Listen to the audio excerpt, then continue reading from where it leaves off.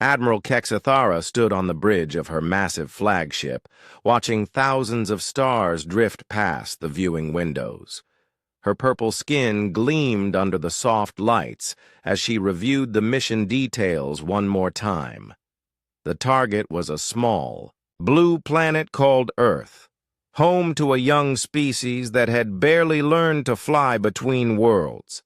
The Velthari Empire had been expanding across the galaxy for over 2,000 years. 12 star systems bowed to their rule, and their military had never faced a defeat worthy of remembering. This mission was supposed to be simple: destroy any resistance and claim the planet for the Empire.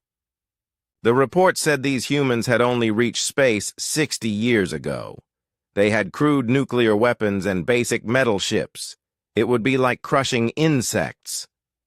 Kexathara's fleet was the largest ever assembled. 10,000 warships stretched across space in perfect formation. Each ship was the size of a small city, armed with plasma cannons that could melt mountains and protected by energy shields that had never been broken.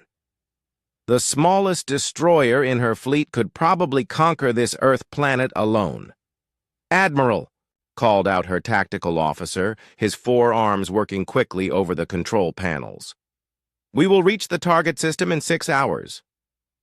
"Good," Kexathara replied, her voice carrying the confidence of someone who had never known defeat. "Prepare the standard surrender message. These humans will submit or be destroyed." She walked to the massive tactical display that showed her entire fleet. The ships moved like a living thing, each one keeping perfect position as they traveled, faster than light toward their target. The sight never failed to impress her. No force in the galaxy could stand against such power. Far across space, on a small orbital station circling Earth, Captain Tejo was having the worst day of his life. The deep space sensors had picked up something impossible: a massive fleet, heading straight for Earth. The energy signatures were unlike anything in human records. "How many ships?" Tejo asked, his voice tight with worry. "Computer estimates 10,000, sir," replied Lieutenant Hyojin, her face pale as she read the numbers. "They're bigger than our largest space stations." Tejo felt his stomach drop. Earth's entire defense fleet had only 200 ships, and most of those were patrol vessels and cargo haulers pressed into military service. Against 10,000 alien warships, they wouldn't last 5 minutes. "Send an emergency signal to Earth Command," Tejo ordered. "Tell them we have incoming hostiles. Big ones." The message flashed down to Earth at light speed, reaching the defense command center in Geneva within seconds. Defense Minister Sora was in a meeting when the alert came through. She read the report twice before the full meaning hit her. "Get me Admiral Jinwook," she said to her aide. "Right now." Within minutes, the most powerful people on Earth were connected on a secure channel. President Chang Wu joined from Washington, General Min Ho from the Pacific Command, and Admiral Jinwook from the Orbital Fleet Headquarters. "How much time do we have?" President Chang Wu asked, his voice steady despite the situation. 6 hours until they reach Earth orbit," Admiral Jinwook replied. He was a thin man with gray hair, but his eyes were sharp as steel. "Our fleet is already moving to intercept positions. 200 ships against 10,000, General Minho said quietly. "Those aren't good odds." "We've faced worse," Sora said, though she wasn't sure if that was true. "What about the defense platforms?" "All stations are powering up," Jinwook confirmed. "The orbital rings are online and the ground-based systems are ready. President..." Chang Wu was quiet for a moment. "Are we really going to fight them? Maybe we should try to negotiate." "Sir," Admiral Jinwook said carefully, "we don't know what they want. They might not be interested in talking." As if summoned by his words, a new signal appeared on their screens. It was coming from the alien fleet, a message in broken English, clearly translated by their computers. "People of Earth," the message began, "you will surrender your world to the Velthari Empire. Resistance is useless. Submit now and your deaths will be quick." The silence on the channel stretched for long seconds. Finally, President Chang Wu spoke. "I think that answers the question about negotiation." Sora pulled up the global defense grid on her screen. The display showed hundreds of installations around the world, from the Arctic missile bases to the underground complexes in Australia. Each one was marked with a different colored symbol showing its readiness status. Most were green. "How long? Since we ran a full system test?" she asked. 3 months ago," General Minho replied. "Everything checked out perfectly." Admiral Jin Wook was studying his own displays, watching as Earth's defense fleet moved into position. The ships looked tiny compared to what was coming, but they were fast, and their crews were well trained. If they were going to die, they would die fighting. "Admiral," came a voice over the comm, "this is Commander Ye Jin at NORAD, our deep space. Radar is picking up more details on the incoming fleet. These ships are massive. Some of them are over 10 kilometers long." Jin Wook nodded grimly. "Understood. Continue monitoring and report any changes." He switched to a private channel with Sora. "Are we really going to do this? Fight an empire that spans 12 star systems?" Sora looked out the window of her office, watching the lights of Geneva twinkle in the darkness. Somewhere up there, an alien fleet was coming to destroy everything she had ever known. "What choice do we have?" she said. "Either we fight or we kneel." "There's a third option," Jin Wook said quietly. "What's that?" "We could run, load up the evacuation ships and head for the outer colonies." Sora considered this. Humanity had small settlements on Mars and Europa, barely enough to sustain a few thousand people. Even if they could evacuate Earth's population, which they couldn't, those colonies wouldn't last long against an interstellar empire. "No," she said finally. "This is our home. If we're going to lose it, we'll make them pay for every inch." Back on the orbital station, Captain Teho was coordinating the evacuation of non-essential personnel. The civilian population didn't know what was coming yet, but emergency broadcasts would begin soon. Underground shelters were being prepared across the planet. "Sir," Lieutenant Hyojin called out, "I'm reading some strange energy signatures from Earth's surface. It's like massive power sources are coming online." Teho frowned. "That doesn't make sense. What kind of power sources?" "I don't know, sir, but they're big, really big. On Earth, in a deep bunker beneath the Swiss Alps, Dr. Minho was overseeing the activation of systems that had been waiting decades for this moment. Banks of computers hummed to life, their screens filling with data as installations around the world came online. "Fusion reactors at full power," reported one technician. "Defense grid synchronized," called another. "All orbital platforms responding," said a third. Dr. Minho nodded and reached for a red phone that connected him directly to Admiral Jin Wook.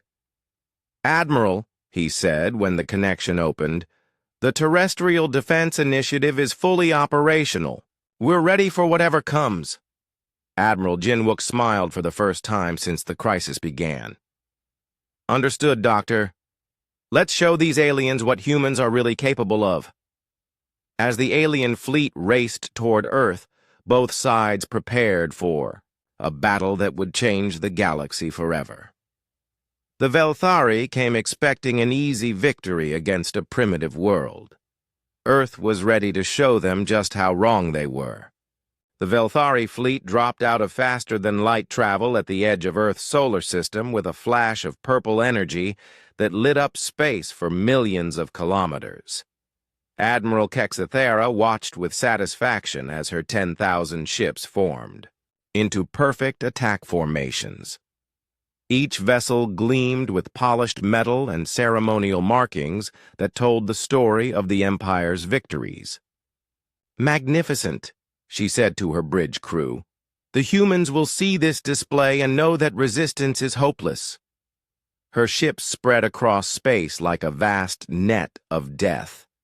The largest dreadnoughts led the formation, their hulls bristling with enough firepower to crack a planet's crust. Behind them came the cruisers and destroyers, thousands of them moving in perfect coordination. At the rear, transport ships waited to carry the spoils of victory back to the Empire. "Admiral," her communications officer reported, "we're receiving a transmission from the planet." "Put it through," Kexathera ordered, expecting to hear a surrender offer. Instead, a calm human voice filled the bridge. "Unknown vessels, this is Admiral Jinwook of the United Earth Defense Force. You are trespassing in human space. Withdraw immediately or face the consequences." The bridge fell silent for a moment, then erupted in laughter. Kexathera's tactical officer was practically doubled over with amusement. Even the usually serious weapons chief was chuckling. "Did he just threaten us?" The tactical officer gasped between laughs. "Consequences," another officer repeated, wiping tears from his eyes. "What consequences could these primitives possibly deliver?" Kexathera raised a hand for silence. She was amused, but also slightly impressed by the humans' courage. It took backbone to threaten a fleet that could destroy their entire planet. "Open a channel," she ordered. "Let me speak to this Admiral Jinwook personally." The main screen flickered and showed a human face. Jinwook was older than she expected, with gray hair and calm eyes that showed no fear. Behind him, she could see other humans working at control stations with remarkable efficiency. "I am Admiral Kexathera of the Velthari Empire," she announced. "Your species has been chosen for absorption into our domain. Surrender now, and some of you may be allowed to live as servants." Jinwook's expression didn't change. "That's a generous offer, Admiral, but we'll have to decline. Perhaps you should reconsider your position." This time, Kexathera didn't laugh. The human's calm confidence was unsettling. She had seen fear, anger, and desperation in the faces of those about to be conquered. But Jinwook showed none of these things. He looked like someone who held good cards in a game of strategy. "Very well," she said coldly. "We will demonstrate our power. Perhaps that will convince you to be reasonable." She cut the transmission and turned to her weapons officer. "Target their moon with a single plasma cannon. Medium power. Let's show them what happens to those who defy the Empire."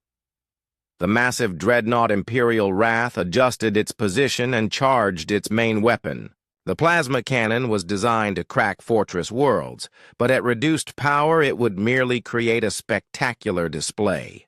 The weapon fired with a flash that briefly outshone the local sun. The plasma bolt crossed space in seconds and struck Earth's moon with tremendous force. Rock and metal vaporized instantly, creating a crater 30 kilometers wide that glowed like a new volcano. The explosion was visible from Earth's surface, a clear message of the Empire's power. Kexathera waited for the panicked response, the desperate pleas for mercy. Instead, her communications officer looked confused. "Admiral, we're receiving multiple transmissions from Earth, but they're not surrender offers." "What are they?" "Evacuation orders. They're moving their civilian population to underground shelters." Kexathera frowned. That wasn't the response she expected. Most species collapsed into chaos when faced with superior force. These humans seemed to be implementing well-practiced emergency procedures.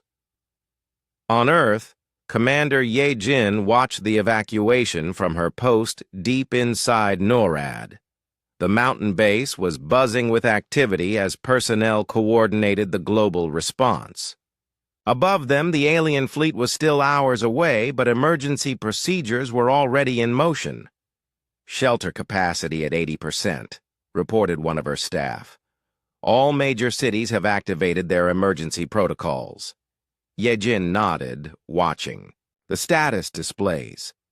Every major population center on Earth had underground complexes designed for exactly this scenario. The shelters were far more sophisticated than anything the public knew about, with independent power systems, advanced life support, and communication networks that could survive a nuclear war. "Ma'am," another technician called out, "we're getting some interesting readings from the alien fleet. Their sensors are more active than expected." "What kind of activity?" "Deep scans. They're trying to penetrate our defensive networks, map our installations, assess our capabilities." Yejin smiled grimly. "Let them look. They might be surprised by what they find." In space, the Velthari fleet continued its approach toward Earth, but Admiral Kexathara was growing increasingly concerned. Her sensor operators were reporting anomalies that didn't match their intelligence on human capabilities. "Admiral," her chief science officer reported, "we're detecting massive energy sources throughout the Earth system. Power signatures that exceed our expectations for a primitive civilization." "How massive?" "Some of them rival our own capital ship reactors, and they're buried deep underground or hidden inside what appear to be civilian installations." Kexathara studied the sensor readings with growing unease. The energy signatures were scattered across Earth's surface, concentrated around major population centers, but also hidden in remote locations. There were far too many of them for a species that had supposedly just learned nuclear power. "What about their orbital defenses?" she asked. "That's another anomaly," the science officer replied. "What we initially identified as primitive space. Stations are showing much more sophisticated technology than expected. Their hulls are made from materials we can't immediately identify, and their power output is increasing as we approach." The tactical officer looked up from his displays. "Admiral, some of those space stations are moving. They're repositioning themselves along our approach vector." Kexathara felt the first stirring of genuine concern. Moving space installations required massive amounts of energy and sophisticated maneuvering systems. The reports had described Earth's orbital presence as basic and static. "Show me their fleet disposition," she ordered. The main display shifted to show Earth's space around the planet. The 200 human ships were indeed small compared to her vessels, but they were arranged in a formation that spoke of professional, military thinking. More concerning, new contacts were appearing on the sensors. Ships that hadn't been there moments before. "Stealth technology," her tactical officer reported. "They've been hiding additional vessels behind their moon and in asteroid fields." "How many additional vessels?" "Still counting, Admiral, but it appears their fleet is larger than we initially assessed." Dr. Minho stood in the command center of the Terrestrial Defense Initiative, watching as systems that had been hidden for decades revealed themselves. Around the world, installations were coming online that the public had never heard of. Mountain ranges split open to reveal massive railgun complexes. Ocean floors parted to allow submarine-sized weapon platforms to surface. "Fusion reactors at full output," reported one of his technicians. "All defensive installations are powered and ready." "Orbital platforms responding," called another. "The defense grid is fully synchronized." Minho nodded and opened a channel to Admiral Jinwook. "Admiral, all systems are green. The Terrestrial Defense Initiative is ready for combat operations. Jinwook's voice came back calm and confident. Understood, Doctor. How are our special projects? The gravity well generators are charging. The matter-antimatter production facilities are at full capacity, and the railgun networks have achieved targeting solutions on the entire alien fleet. Excellent. Maintain readiness and await my signal. Back in space, Admiral Kexathera was beginning to realize that her intelligence had been catastrophically wrong. The energy readings from Earth were off the charts, suggesting industrial capacity far beyond what a young civilization should possess. The orbital defenses were repositioning with precision that indicated advanced automation and control systems, and the human fleet was growing as more ships decloaked from hidden positions. Admiral, her communications officer said nervously, we're receiving another transmission from the humans. Admiral Jinwook's face appeared on the screen again, but this time he wasn't alone. Behind him, Kexathera could see banks of sophisticated equipment and personnel working with the efficiency of a well-trained military organization. Admiral Kexathera, Jinwook said calmly, I'm going to give you one final chance to withdraw your fleet. You've seen our moon. Now see what we can do to your ships. Before Kexathera could respond, alarms began sounding throughout her flagship. Her sensor operators were shouting reports of massive energy buildups throughout the Earth system. Power sources that had been hidden were revealing themselves, and the numbers were staggering. Admiral, her tactical officer said, his voice tight, with worry, they're targeting us, all of us. Somehow they've achieved firing solutions on our entire fleet. Kexathera stared at the tactical display in disbelief. 10,000 ships spread.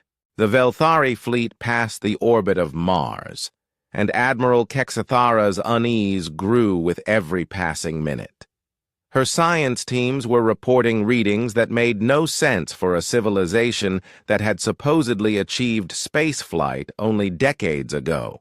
Deep beneath Earth's surface, massive fusion reactors were coming online. Reactors that produced more power than the Empire's own capital ships. This cannot be correct, she muttered, studying the energy signatures on her tactical display. Show me the power output again. Her chief science officer, a tall Velthari with intricate tattoos covering his scaled arms, worked quickly at his station. Admiral, the readings are confirmed. We're detecting over 300 major power sources on the planet's surface, each one producing energy equivalent to a small star. That's impossible.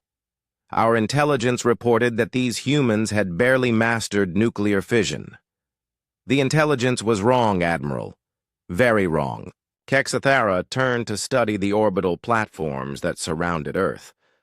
What her fleet had initially dismissed as primitive space stations were revealing their true nature as the distance closed. The structures were repositioning themselves with fluid grace, their movements suggesting technology far beyond what the Empire had credited to humanity. Tactical analysis of their orbital defenses, she ordered. Her tactical officer's hands moved across his controls, and the main display shifted to show detailed scans of Earth's orbital installations. What they saw made the bridge crew fall silent. Admiral, the tactical officer said quietly, these aren't space stations. They're weapons platforms, massive ones. The structures orbiting Earth were indeed weapons platforms, each one the size of a small city and bristling with technology that the Velthari sensors couldn't fully analyze. Worse, there were hundreds of them, arranged in perfect defensive rings around the planet. On Earth, Dr. Minho was overseeing the activation of humanity's true defensive capabilities, in his deep command bunker surrounded by banks of quantum, computers, and holographic displays. He watched as installations around the world revealed themselves for the first time in decades. "Mountain Base 7 is online," reported Commander Kyung-ho from his station. "The railgun complex is fully powered and ready for firing solutions." "Acknowledged," Dr. Min-ho replied. "What's the status on the oceanic platforms?" "All submarine installations have reached the surface. The tidal generators are providing full power to the plasma cannon arrays." Dr. Min-ho nodded and turned to another display showing the space around Earth. The orbital defense platforms were moving into final positions, their massive railguns and energy weapons charging for the first time since they were built. "Dr. Min-ho," came a voice over the communications system. "This is Colonel Yoon-ji aboard Orbital Platform 12. All weapon systems are green. We're ready to show these aliens what human engineering can accomplish." "Understood, Colonel. Maintain readiness and await firing orders." The truth was that humanity had been preparing for this day since they first looked up at the stars and wondered what else might be out there. Every conflict, every war, every technological advance had been building toward the possibility of defending Earth against alien invasion. The public knew about the obvious military installations, but the real defenses had been built in secret over the course of 50 years. Admiral Jin-wook stood on the bridge of his flagship, the UES Defiance, watching as his fleet took final positions. The 200 ships that the aliens could see were just the beginning. Hidden throughout the solar system, stealth vessels were decloaking and revealing themselves. "Admiral," reported Commander Dong-hyun from the tactical station, "all stealth. Squadrons are in position. The aliens still don't know about most of our fleet." "How many ships do we actually have operational?" Jin-wook asked. 2,347, sir. Plus the orbital platforms and ground-based installations." Jin-wook smiled grimly. The Velthari had come expecting to face a primitive species with basic technology. Instead, they were about to encounter a military force that had been specifically designed to fight enemies from space. "What's the status on our special weapons?" he asked. "Matter-antimatter torpedoes are loaded and ready. The gravity well generators are charged, and the railgun networks have calculated firing solutions for the entire alien fleet." "All of them? 10,000 ships?" "Yes, sir. The quantum targeting computers can track and engage every vessel simultaneously." Back on the alien flagship, Admiral Kexathara was receiving reports that grew more alarming by the minute. Her sensor operators had discovered that Earth's modest fleet of 200 ships was actually over 2,000 vessels, with most of them hidden using stealth technology that the Empire had never encountered. "How is this possible?" she demanded. "Our sensors are the most advanced in the galaxy. How could they hide so many ships?" Her science officer looked up from his displays, his scaled face showing genuine confusion. "Admiral, their stealth technology appears to be based on principles we don't understand. They're not just hiding from our sensors. They're manipulating space-time around their vessels. That's theoretical technology. It shouldn't be possible for a species this young. Clearly, our assumptions about their development were incorrect." Kexthera felt a chill run down her spine. An empire that had conquered 12 star systems didn't survive by ignoring evidence, no matter how uncomfortable. The humans were not what they seemed to be. "Communications," she ordered. "Get me a direct line to Admiral Jin-wook." The human admiral's face appeared on her screen, and Kexathera was struck by how calm he looked. There was no fear in his eyes, no desperation. If anything, he looked like someone who was enjoying a private joke. "Admiral Kexathara," Jin-wook said pleasantly, "I hope you're enjoying your tour of our solar system. Perhaps now would be a good time to reconsider your invasion. Plans—" "What are you?" Kexthera asked bluntly. Our intelligence said you were a primitive species. Jinwook chuckled. Your intelligence was looking at what we wanted you to see. Humanity has been preparing for contact with alien civilizations for over 50 years.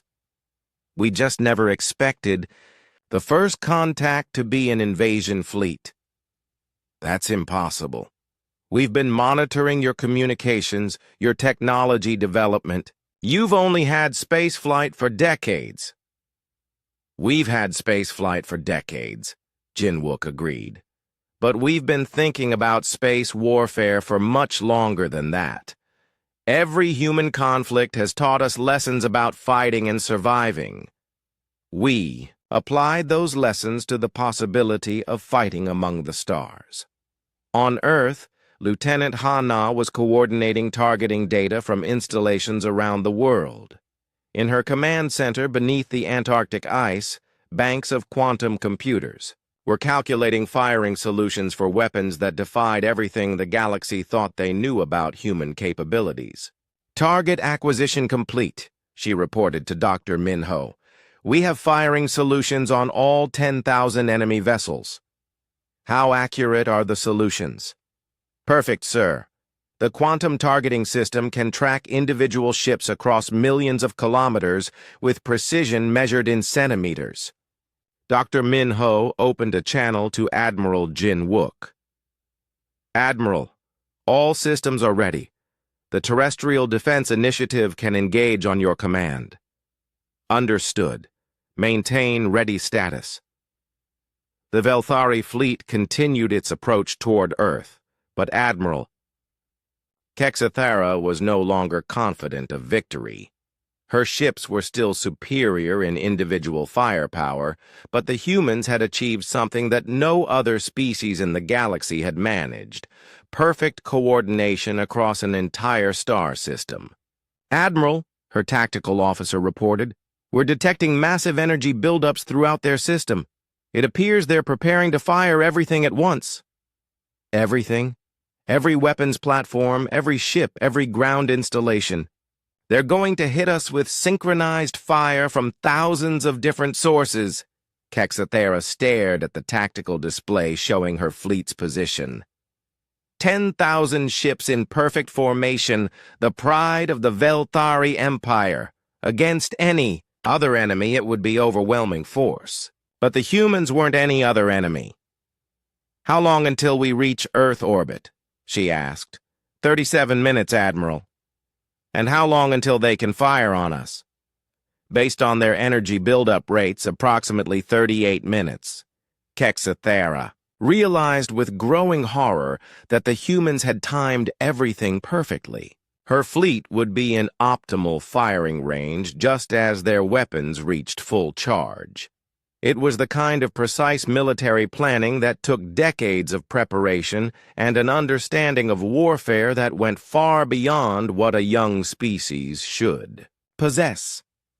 Admiral, her communications officer said nervously, we're receiving another transmission from Earth. This time, it wasn't Admiral Jinwook who appeared on the screen. Instead, a woman in military uniform looked out at them with eyes that held no mercy. I am Defense Minister Sora, she said in perfect Velthari, which surprised everyone on the bridge. You have 30 minutes to reverse course and leave this system. If you do not, we will demonstrate why humanity has survived every threat it has ever faced. The transmission ended, leaving the bridge in silence. Finally, one of the junior officers spoke up. Admiral, how did she learn our language? Kexthera didn't answer. She was beginning to understand that humanity had been preparing for this encounter, far longer than anyone had imagined. They had studied Alien. Commander Dong-Hyun stood at his position aboard the UES Defiance, his hands steady on the weapons control console as he waited for Admiral Jinwook's final orders. Around him, the bridge crew worked with the calm efficiency of people who had trained their entire lives for this moment. Warning lights bathed the bridge in red as the ship's main weapons came online for the first time in actual combat.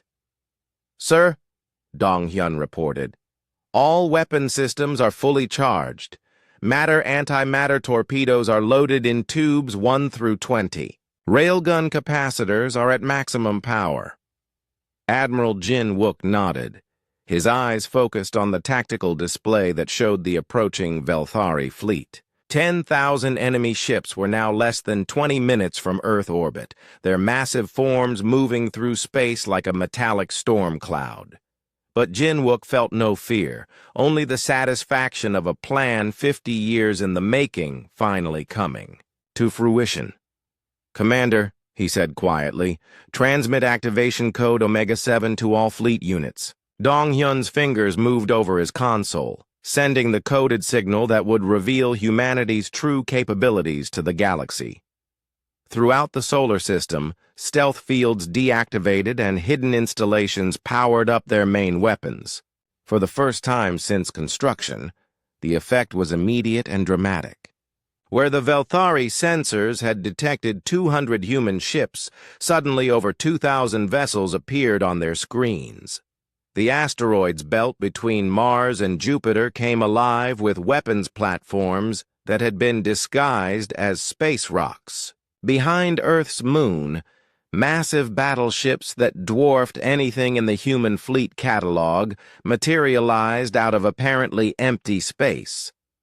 On the Velthari flagship, alarms were screaming as sensor operators struggled to track the sudden appearance of an entire hidden fleet. Admiral Kexathara watched in growing horror as her tactical displays updated to show the true scope of humanity's defenses. "This is impossible," she whispered, staring at the numbers.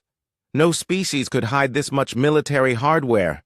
Her tactical officer was working frantically at his station, trying to get accurate counts of the human forces. "Admiral, we're detecting over 2,000 ships plus hundreds of orbital platforms and energy signatures from the planet's surface that suggest thousands of ground-based weapons." "What kind of weapons?" "Unknown, Admiral. But the power signatures are enormous. Some of them are generating energy output that exceeds our own dreadnoughts." Lieutenant Hana sat in her command bunker deep beneath the Antarctic ice, surrounded by the most advanced targeting computers humanity had ever built. The quantum processors around her hummed with power as they calculated firing solutions for every enemy ship in the approaching fleet. Her screens showed a three-dimensional map of local space, with red dots representing Velthari vessels and blue lines indicating optimal firing trajectories. "Dr. Min Ho," she reported to her superior, "the targeting grid is complete. We have optimal firing solutions for all 10,000 enemy vessels. Estimated time to target destruction, 57 seconds. Dr. Min Ho leaned over her shoulder to study the display. The numbers were almost too good to believe.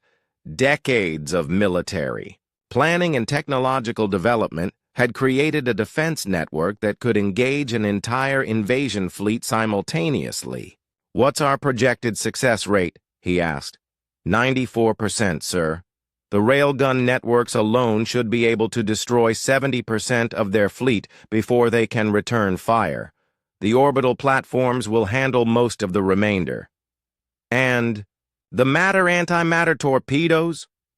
Those are reserved for their largest ships. Each torpedo carries enough antimatter to create an explosion equivalent to a small star going nova. Dr. Min Ho opened a channel to Admiral Jin-wook. "Admiral, the Terrestrial Defense Initiative reports full readiness. All weapons are charged and targeted. We can commence firing on your order." "Acknowledged," Jin-wook replied. "Maintain ready status. I want to give them one final chance to withdraw." On the surface of Earth, millions of people huddled in underground shelters, listening to emergency broadcasts and wondering if they would live to see another sunrise. But in the hidden military installations around the world, thousands of soldiers and technicians were preparing to demonstrate why humanity had never been conquered by any enemy.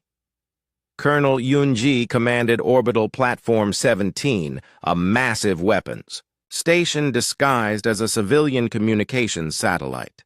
Her platform was one of hundreds that ringed Earth in perfect defensive positions, each one armed with weapons that the public had never heard of.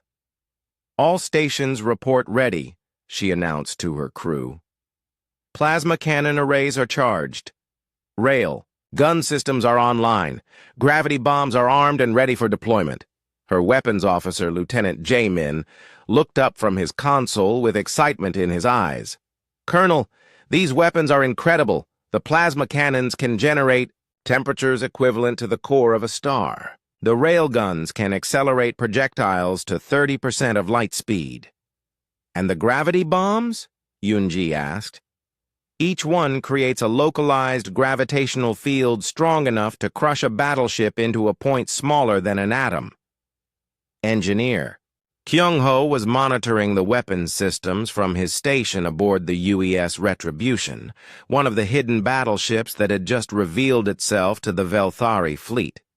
His screens showed the status of humanity's most advanced weapons, technologies that had been developed in secret research facilities around the world. "Captain," he reported to his commanding officer, "all experimental weapons are online and ready for deployment. The space-time distortion generators are charged. The quantum disruptor arrays are synchronized with the fleet network." Captain Su-jin studied the readings with satisfaction. Humanity had not just prepared conventional weapons for this day. They had pushed the boundaries of physics itself to create weapons that could destroy enemies who possessed superior numbers and technology. "What's the effective range on the quantum disruptors?" she asked.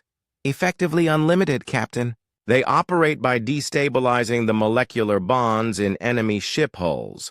Distance is irrelevant once we achieve target lock."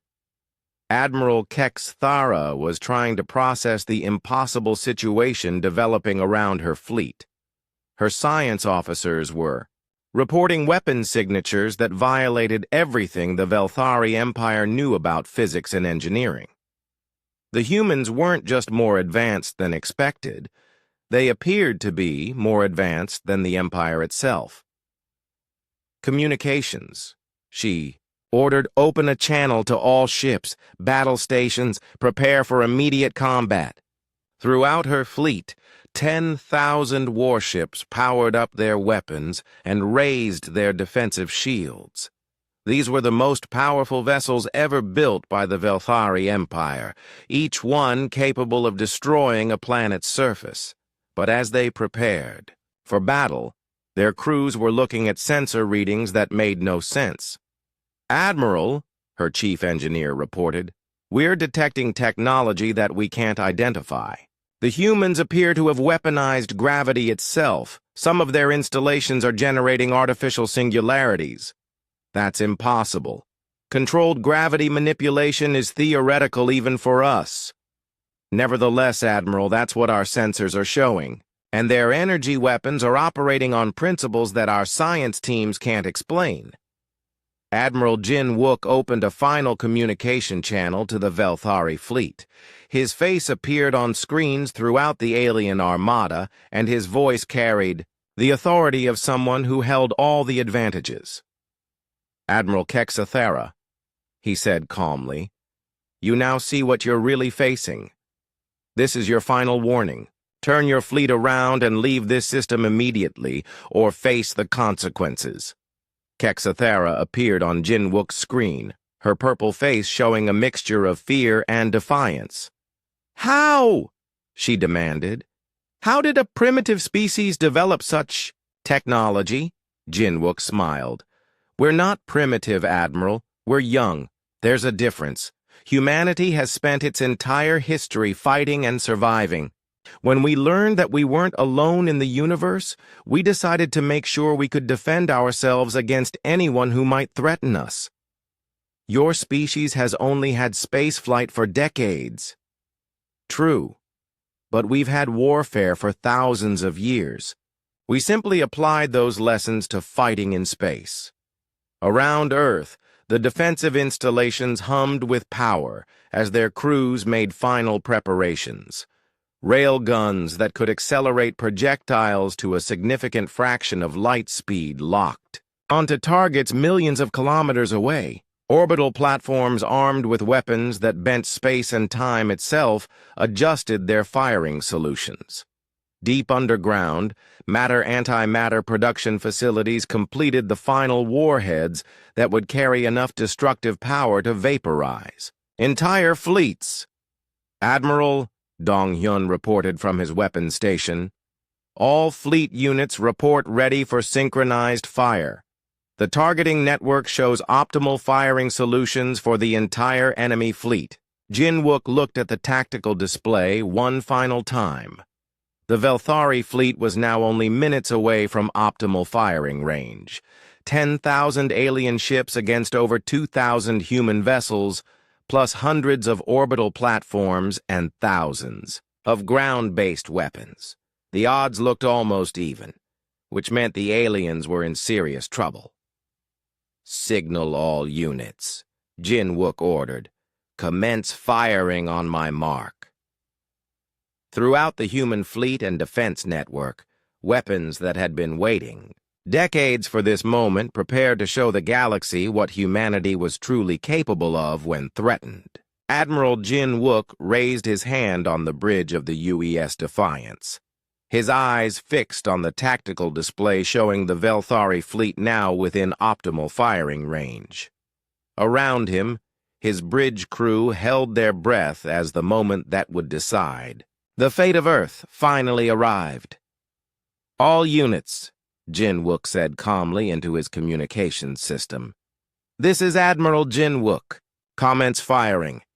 Show them what humans are capable of." He dropped his hand.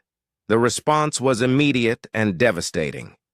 Across the solar system, humanity's hidden arsenal erupted in a coordinated symphony of destruction that lit up space like a new galaxy being born.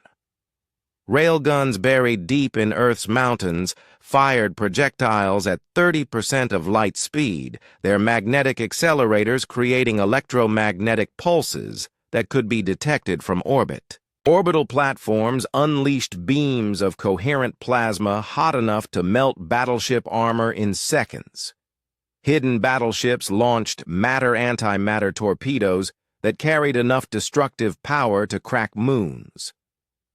Lieutenant Ha-na watched from her Antarctic Command Center as the quantum targeting computers coordinated the most complex military operation in human history. Her screens showed thousands of firing solutions being executed simultaneously, each weapon precisely timed to achieve maximum effect against the alien fleet.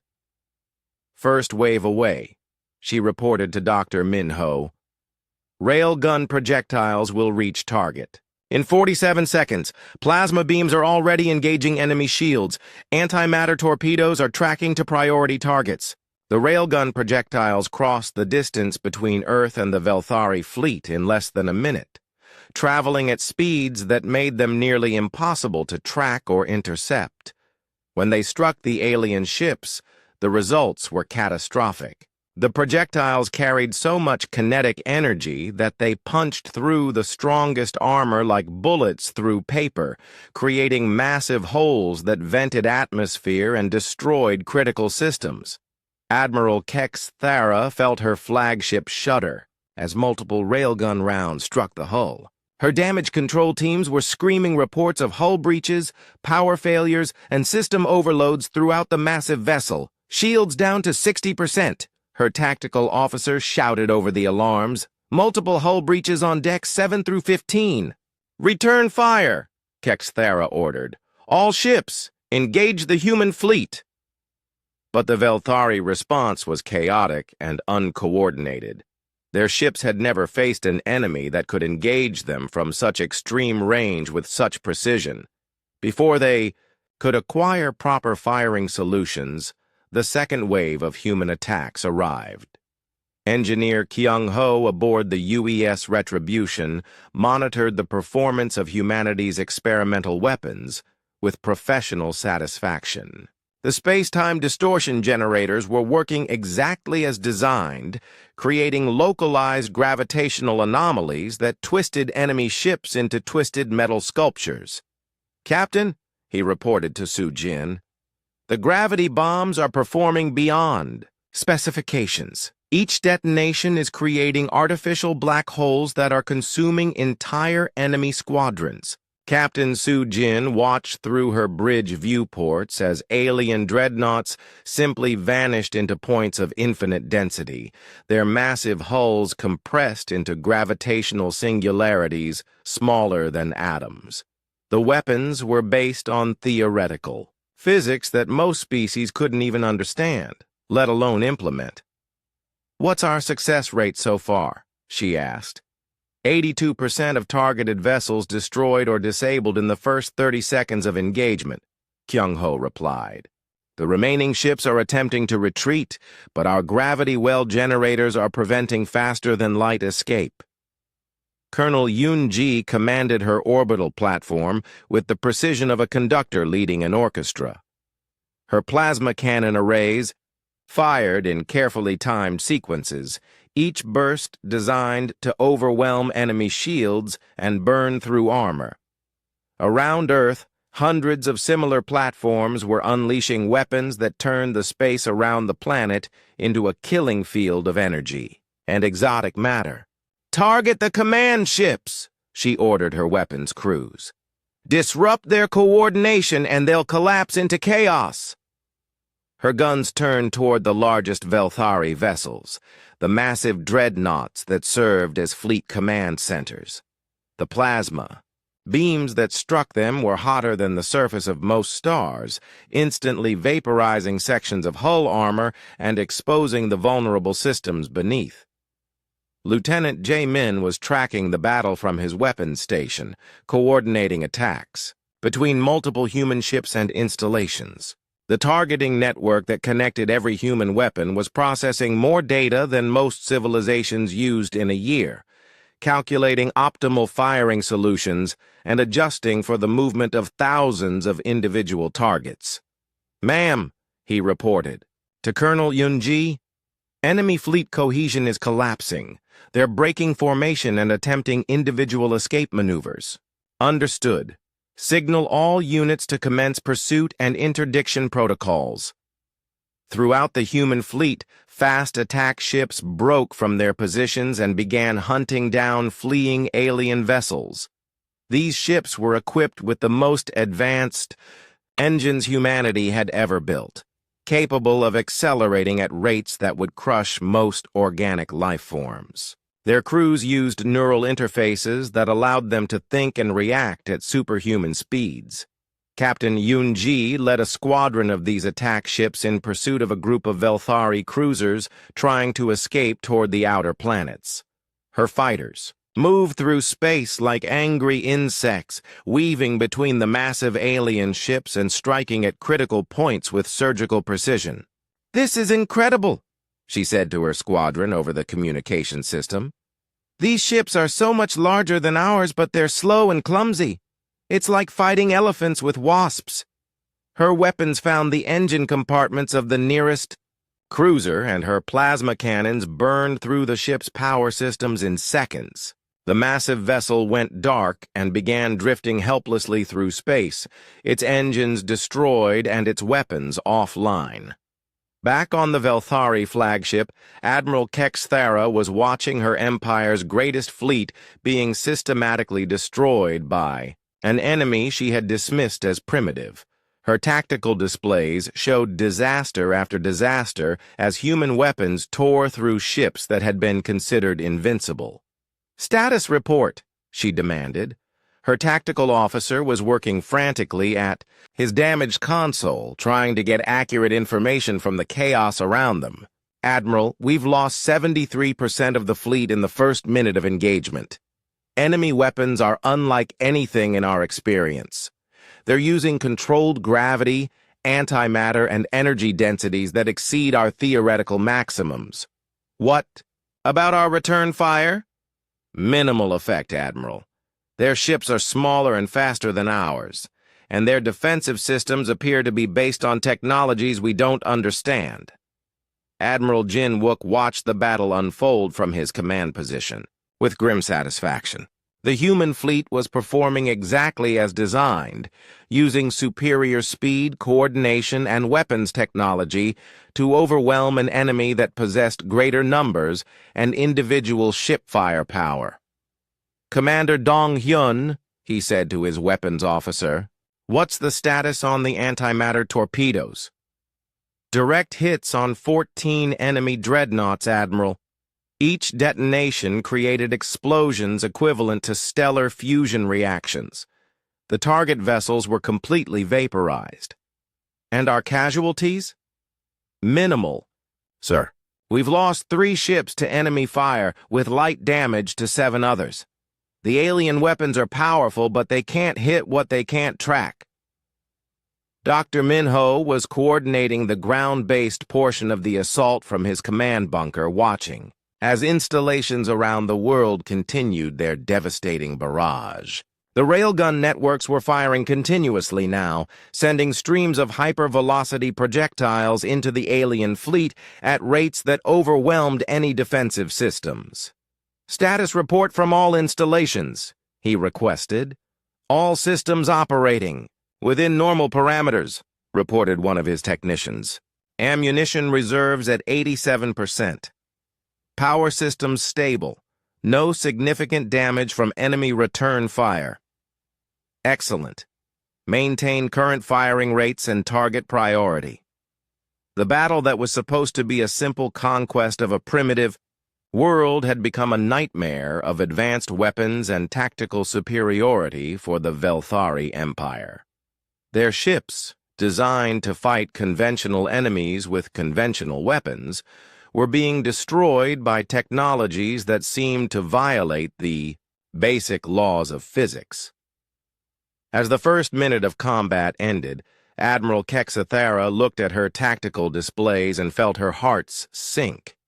Of the 10,000 ships that had entered the Earth system with such confidence, fewer than 3,000 remained operational. The others had been destroyed, disabled, or captured by human forces that moved with the precision of a machine and struck with the power of gods. "Admiral," her communications officer said quietly, "we're receiving a transmission from the human fleet." Admiral Jin Wook's face appeared on her screen, and Kexathara was struck by how calm he looked. There was no anger in his expression, no hatred or desire for revenge. He looked like a professional soldier who had simply completed a necessary task. "Admiral Kexathara," he said politely, "I believe this demonstration concludes our negotiations. Are you prepared to discuss surrender terms?" Admiral Kexathara stared at the tactical display on her flagship, unable to believe what she was seeing. In exactly 1 minute and 12 seconds, the most powerful invasion fleet in Velthari history had been reduced to scattered debris and a handful of crippled vessels. The impossible had happened. A primitive species had defeated the military might of an interstellar empire. "Admiral," her tactical officer reported, his voice shaking, "confirmed casualties are 7,437 ships destroyed. Another 1,800 vessels are disabled or surrendering. We have fewer than 800 ships still capable of combat operations." Kexathara felt her legs go weak. 7,000 ships destroyed in barely over a minute. Each of those vessels had taken years to build and carried crews of thousands. In less time than it took to send a message across the fleet, humanity had inflicted the greatest military disaster in the Empire's history. "How?" she whispered. "How did they coordinate such an attack?" Her science officer looked up from his damaged console. his scaled face showing genuine fear. "Admiral, their computational capabilities are beyond anything we've encountered. They achieved simultaneous targeting solutions for our entire fleet across millions of kilometers of space. The processing power required is... It's impossible." But the evidence was floating around them in the form of twisted metal and expanding plasma clouds. The impossible had become reality. Tactical Officer Hyun Woo aboard the UES Vengeance was compiling the final battle statistics, and the numbers were almost too dramatic to believe. His screen showed the complete breakdown of the alien fleet's destruction, cataloged with the precision that only quantum computers could achieve. "Captain," he reported to his commanding officer, "final tally shows a 91% kill ratio in the first minute of engagement. Enemy fleet effectiveness has been reduced to negligible levels." Captain Min-jae studied the numbers with professional satisfaction. The human fleet had performed exactly as designed, using advanced weapons and superior tactics to overcome a numerically superior enemy. But more than that, they had demonstrated something that would reshape the galaxy's understanding of human capabilities. "What about our own losses?" he asked. 3 ships destroyed, 11 damaged but operational. Total casualties, 47. Personnel. The enemy lost approximately 2.6 million. The disparity was staggering. Humanity had achieved the kind of victory that military historians would study for centuries, if there were any military historians left who could understand what had happened. Dr. Soo-jin stood in her command center deep beneath the Sahara Desert, watching as her gravity well generators maintained their hold on the surviving alien ships. The exotic matter reactors that powered the generators hummed with contained energy, creating artificial gravitational fields that prevented faster-than-light travel throughout the local space. "Generator status?" she asked her chief engineer. "All units operating at full capacity," Engineer Won-ho replied. "We're maintaining gravitational locks on 837 enemy vessels. They're trapped in normal space with no possibility of escape." "Excellent. How long can we maintain the fields?" "Indefinitely, ma'am. The fusion reactors are providing more than enough power, and the exotic matter is stable." Soo-jin nodded and opened a communication channel to Admiral Jin Wook. "Admiral, this is Dr. Soo-jin. The gravity well network is maintaining full containment. The surviving enemy ships are unable to escape the system." "Understood," Jin Wook replied. "Maintain the containment field until we receive surrender from their remaining forces." Admiral Kexathera was facing the most humiliating moment in Velthari military history. Her mighty fleet, which had conquered 12 star systems and faced no meaningful resistance in over 2 centuries, had been destroyed by a species that most of the galaxy considered primitive. The ships around her were either burning wrecks or had already surrendered to human boarding parties. "Communications," she ordered, her voice heavy with defeat. "Open a channel to the human fleet." Admiral Jin Wook's face appeared on her screen, and Kexathera was struck again by his calm professionalism.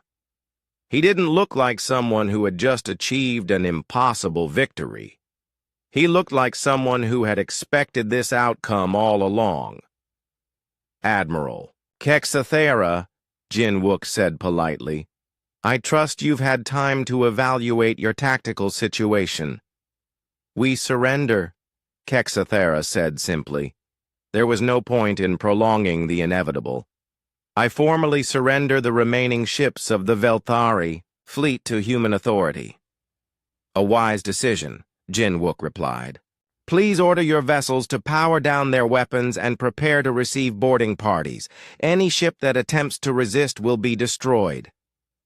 Kexithara broadcast the surrender order to her remaining ships, watching as proud Velthari vessels shut down their weapons and lowered their shields in submission to an enemy they had dismissed as inferior.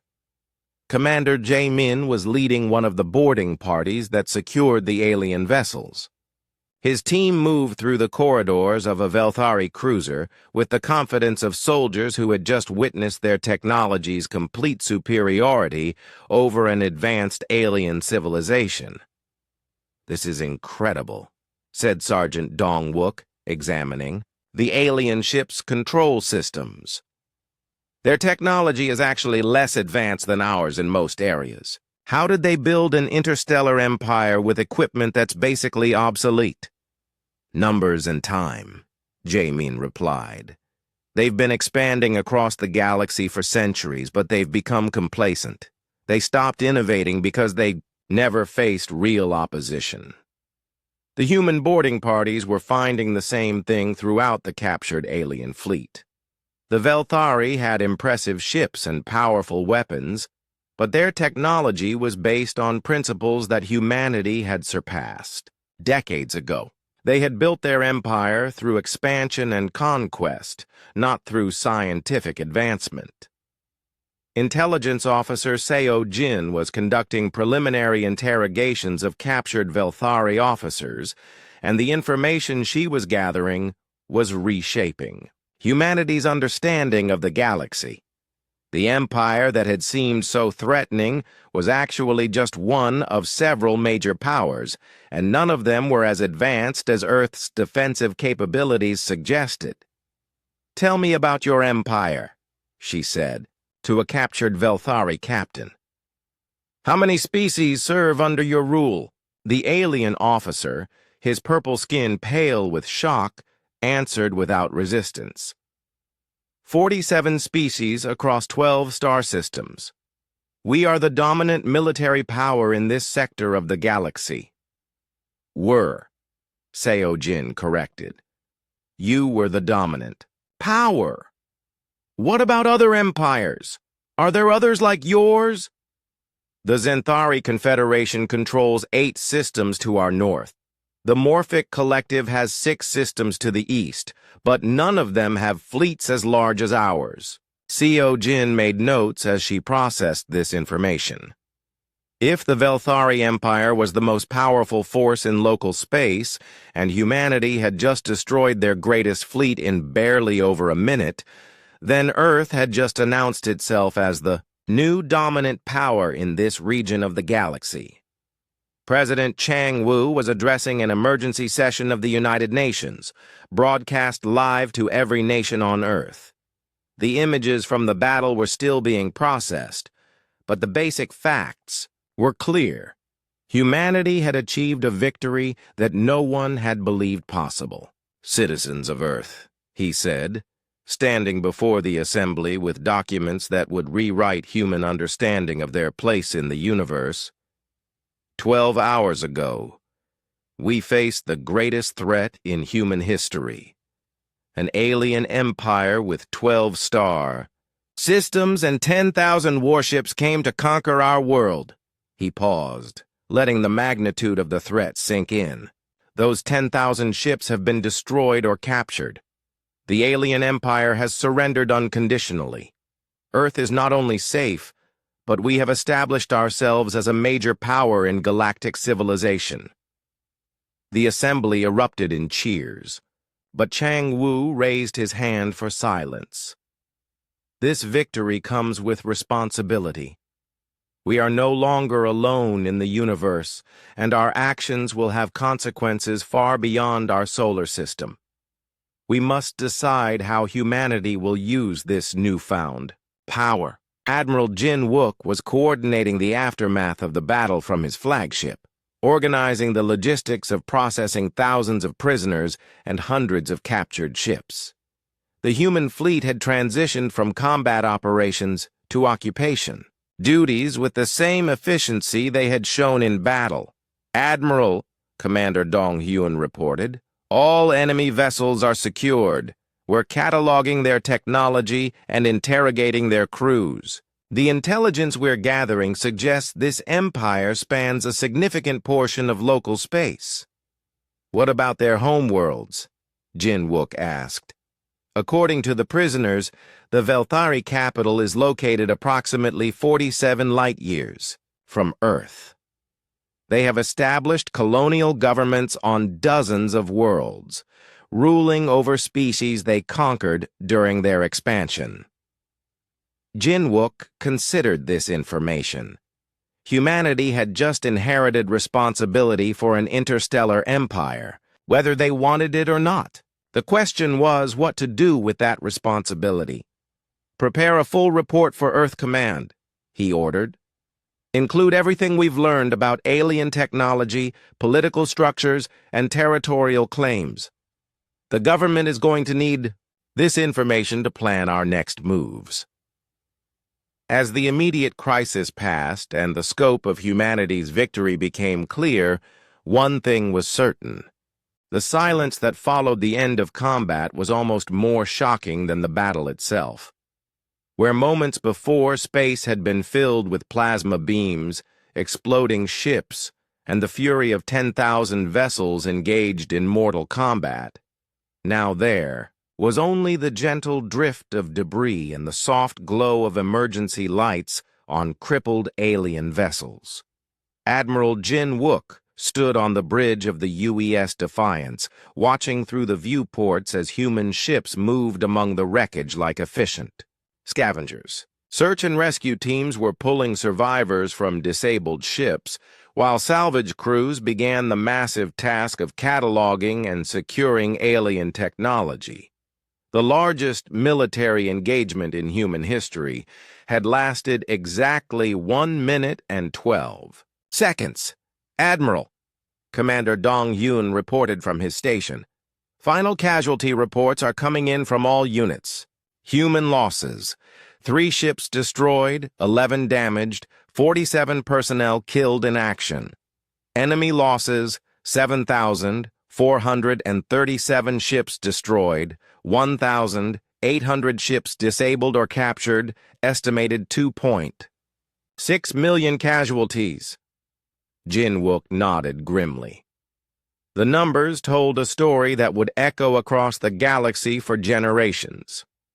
Humanity had achieved the kind of lopsided victory that military historians would struggle to believe, even with detailed records and eyewitness accounts. "What's the status on prisoner processing?" he asked. "We're running out of space to hold them all," Dong-hyun admitted. "The captured ships alone contain over 300,000 alien personnel. The logistics of feeding and housing that many prisoners is beyond our current capabilities." "Set up temporary facilities on Luna," Jin-wook decided. "Use the old mining complexes. They're already pressurized and have life support systems." Commander Jae-min was leading teams aboard the captured alien flagship, moving through corridors that still showed scorch marks from the brief but devastating battle. His soldiers maintained careful watch over Velthari crew members who sat in shocked silence, unable to process what had happened to their invincible fleet. In the ship's command center, Admiral Kexathara sat under guard, her purple skin pale with defeat and disbelief. Her ornate uniform, which had once symbolized the might of an interstellar empire, now looked like a costume from a failed theater production. "Admiral," Jae-min said respectfully, "my government would like to discuss the current political situation in your empire. Are you willing to provide information about your territorial claims and colonial governance?" Kexathara looked up at him with eyes that held no fight left. "What difference does it make? Your species has demonstrated military superiority that we cannot match. The empire is finished." "That's not necessarily true," Jae-min replied. "Earth isn't interested in conquest or revenge. We simply want to understand the situation we've inherited." "Inherited?" Kexathara asked. "You came here with the largest fleet in your empire's history. That fleet no longer exists. The power vacuum this creates will have consequences throughout your territory. We need to understand what those consequences might be. Intelligence Officer Seo Jin was conducting detailed interviews with captured Velthari officers in a temporary processing center on Earth's moon. The information she was gathering painted a picture of a galaxy far more complex and politically fragmented than humanity had imagined. "Tell me about the other major powers," she said to a Velthari fleet captain named Morthax. "What will they do when they learn about your defeat?" The alien officer's forearms gestured helplessly. "The Zenthari Confederation will probably claim our border systems. The Morphic Collective might attempt to seize our trade routes. Without our fleet to maintain order, every species we've conquered will likely rebel." "How many species are we talking about?" 47 different civilizations across 12 star systems. Some were peaceful when we conquered them. Others were already spacefaring powers. Most will see your victory as an opportunity for independence. Seo Jin made notes as she processed this information. Humanity had just triggered what would probably be the largest political upheaval in this region of the galaxy in centuries. The question was whether Earth wanted to be involved in managing that upheaval. Dr. Minho was coordinating the technical analysis of captured alien technology from his command bunker. Teams of engineers and scientists were working around the clock to understand how Velthari ships and weapons functioned, and the results were both encouraging and troubling. "What's your assessment?" he asked Dr. Young Soo, the chief technology analyst. "Their ships are impressive in scale, but the underlying technology is actually less advanced than our own in most areas," Young Soo replied. "They've been building bigger versions of the same basic designs for centuries without significant innovation." "What about their weapons?" "Powerful but crude. Their plasma cannons generate enormous amounts of energy, but they're inefficient and lack precision targeting systems. Our railguns are actually superior in most combat situations." Minho frowned. "If their technology is inferior, how did they build such a large empire?" "Time and numbers," Young Soo explained. "They've been expanding for over 2,000 years, absorbing other civilizations and building up massive industrial capacity. They won through overwhelming force, not through technological superiority. And their faster-than-light travel? Interesting but limited. They can move large fleets across interstellar distances, but their jump drives are slow and require extensive preparation. Our theoretical models suggest we could develop superior FTL technology within a few years." President Chang Wu was meeting with the world's leaders in an emergency session that was being broadcast globally. The victory over the alien fleet had transformed Earth's situation overnight, and critical decisions needed to be made about humanity's future among the stars. "The intelligence reports are clear," he said, addressing the assembly. "We've accidentally triggered a political crisis that spans multiple star systems. The Velthari Empire is collapsing, and other powers are already moving to claim territory and resources." Secretary General Kim Hye-jin raised her hand. "What are our obligations here? We didn't ask to become involved in galactic politics." "Our obligations are whatever we choose them to be," Defense Minister Sora replied. "But we can't pretend this isn't our problem. Every major power in this region of space now knows that Earth exists and that we possess military capabilities that exceed their own." Prime Minister Yoon Tae-sung from the European Federation spoke up. "Are we talking about expansion? Building our own interstellar empire?" "That's one option," Chang Wu acknowledged. "Another option is to focus on defending Earth and let the galaxy sort itself out. A third option is to try to establish ourselves as peacekeepers or mediators." Admiral Jin Wook joined the session via secure communication from his flagship. Mr. President, I recommend we make contact with the other major powers as soon as possible. The longer we wait, the more likely it becomes that someone will decide we're a threat that needs to be eliminated. Explain, Chang Wu requested. Sir, we've just demonstrated that we can destroy the largest fleet in known space in barely over a minute. From the perspective of other alien civilizations, we look like an incredibly dangerous emerging threat. They might decide to form alliances against us before we can establish diplomatic relations. The implications were sobering. Humanity had sought to defend itself against one threat, only to potentially create dozens of new threats through their very success. Colonel Yunji was overseeing the technical analysis of Velthari navigation systems, trying to understand the political and military geography of local space. The data they were extracting from captured ships was creating the first comprehensive map of nearby civilizations that humanity had ever possessed. "What are we looking at?" asked Dr. Park Sung-ho, the xenosociology specialist who had been brought in to analyze alien cultures. "A region of space approximately 200 light-years in diameter," Yunji replied, pointing to the holographic display. "The Velthari Empire controlled about 15% of it. The rest is divided among dozens of smaller powers, plus significant areas of unexplored space. And all of these civilizations are now aware that we exist? Word travels fast when the dominant military power in a region gets completely destroyed. Every intelligence service in local space is probably trying to figure out what Earth is capable of and what our intentions might be." Dr. Sung-ho studied the display with growing concern. "How many of these civilizations have the capability to threaten Earth?"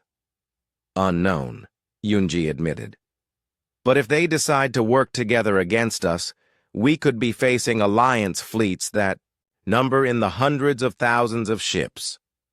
The victory that had seemed so complete was beginning to reveal its complex consequences. Humanity had won the battle, but the war for survival among the stars was just beginning. Back on his flagship, Admiral Jin Wook was preparing detailed reports for Earth's leadership about the military situation humanity now faced. The defeat of the Velthari fleet had solved one problem while creating dozens of others. "Commander," he said to Dong Hyun, "begin preparations for long-range reconnaissance missions. We need to know what we're facing out there." "Yes, sir." "Should we also begin construction of additional ships?" Jin Wook looked out at the debris field that had once been the Velthari Empire's greatest fleet. "Yes, I have a feeling." President Chang Wu stood before the largest gathering of world leaders in human history, his words being broadcast simultaneously to every nation on Earth and to the growing number of human installations throughout the solar system. Behind him, a massive holographic display showed the political map of local space that had been assembled from captured Velthari data. "Citizens of Earth," he began, his voice carrying the weight of decisions that would shape humanity's future among the stars. 72 hours ago, we faced extinction at the hands of an alien empire. Today, we stand as the dominant military power in a region of space spanning dozens of star systems and hundreds of worlds." The assembly hall was silent as the magnitude of the change sank in. In 3 days, humanity had gone from an isolated species to a major player in galactic politics. This transformation brings both opportunities and responsibilities that we must face together, Chang Wu continued. "The galaxy is watching Earth now, and our next decisions will determine whether humanity becomes a force for peace and prosperity, or whether we repeat the mistakes of the empire we just defeated." Admiral Jin Wook was coordinating humanity's first interstellar diplomatic mission from his command center aboard the UES Defiance. The ship had been modified with the best human technology available, including newly developed faster-than-light communication systems based on principles extracted from captured Velthari equipment. "Admiral," reported Commander Dong Hyun, "the diplomatic convoy is ready for departure. 3 ships with full defensive capabilities and enough firepower to handle anything short of a full fleet engagement." "Good," Jin Wook replied. "Our first priority is making contact with the Zenthari Confederation. According to the intelligence we've gathered, they're the most reasonable of the major powers and the least likely to view us as an immediate threat." "What about the territorial disputes?" Dong Hyun asked. "Half the former Velthari colonies are already declaring independence, and the other half are being claimed by neighboring powers." Jin Wook studied the political map on his displays. The collapse of the Velthari Empire had created exactly the kind of power vacuum that led to wars spanning multiple star systems. Dozens of species were asserting territorial claims, forming new alliances, or attempting to establish their own space empires. "We'll address each situation as it develops," he decided. "But our primary goal is to establish Earth as a stabilizing influence, not as a conquering power." Dr. Minho was overseeing the most ambitious construction project in human history from his underground facility. Using technology captured from the Velthari fleet and resources extracted from asteroid mining operations, humanity was building its first true interstellar fleet. "Status report," he requested from his chief engineer. "We have 47 ships under construction," Engineer Wanho replied, "using hybrid human Velthari technology that exceeds the capabilities of either source. The new vessels will be faster, more powerful, and more efficient than anything currently. Operating in local space. Timeline for completion? The first squadron will be ready for deployment in 6 months. Full fleet construction will take approximately 2 years." Dr. Minho nodded with satisfaction. The defensive installations that had protected Earth from the Velthari invasion were being expanded and improved, while new shipyards in the asteroid belt worked around the clock to build the fleet that would protect human interests among the stars. Defense Minister Sora was meeting with representatives from 47 different alien species, the former subjects of the Velthari Empire, who were now seeking Earth's recognition of their independence. The diplomatic challenges were unlike anything humanity had ever faced. "Minister Sora," said Ambassador Yexathari, speaking for a coalition of aquatic species from the former Empire's eastern territories, "our worlds have been occupied by Velthari forces for over 3 centuries. We wish to establish direct diplomatic relations with Earth and request protection from other powers who might seek to replace the Velthari as our masters." Sora consulted the notes prepared by her diplomatic staff. The species requesting protection controlled valuable resource worlds, but had limited military capabilities. Protecting them would extend Earth's influence but also create new responsibilities and potential conflicts. "Earth is committed to supporting the self-determination of all species," she replied carefully. "We're prepared to offer diplomatic recognition and limited defensive guarantees, but we won't become involved in territorial disputes or internal political conflicts." The alien ambassador's translator device buzzed as it processed her words. "We understand Earth's position," Yexathari replied. "But what happens when the Morphic Collective claims our worlds as compensation for trade routes disrupted by the Velthari collapse?" Sora had been briefing herself on galactic politics for 3 days straight, and the complexity was staggering. Every decision Earth made would have consequences rippling across dozens of star systems. "We'll address those situations through diplomatic channels," she said. "Earth believes in negotiated solutions rather than military force. Captain Tejo was commanding humanity's first interstellar reconnaissance mission, leading a small fleet of advanced ships equipped with the best technology Earth could produce. His mission was to gather intelligence on the major powers surrounding former Velthari space and assess their intentions toward humanity. "Captain," reported Lieutenant Hyo Jin from the navigation station, "we're approaching the border of Zenthari space. Their patrol ships are requesting identification and stating our intentions." Taiho opened a communication channel, speaking into a device that would translate his words into the clicking musical language of the Zenthari. "This is Captain Tejo of the United Earth Defense Force. We're here on a diplomatic mission to establish formal relations between our species." The response came back quickly. "Earth ship, you are granted safe passage to Zenthari Prime. Be advised that our government is very interested in meeting the species that defeated the Velthari Empire." As they traveled deeper into Zenthari space, Taiho was impressed by what he saw. The Zenthari had built a civilization based on cooperation rather than conquest, with space stations that were works of art as much as they were military installations. Their ships were smaller than Velthari vessels, but showed elegant design and advanced technology. Intelligence Officer Seo Jin was analyzing reports from reconnaissance missions throughout local space, building a comprehensive picture of the political situation humanity had inherited.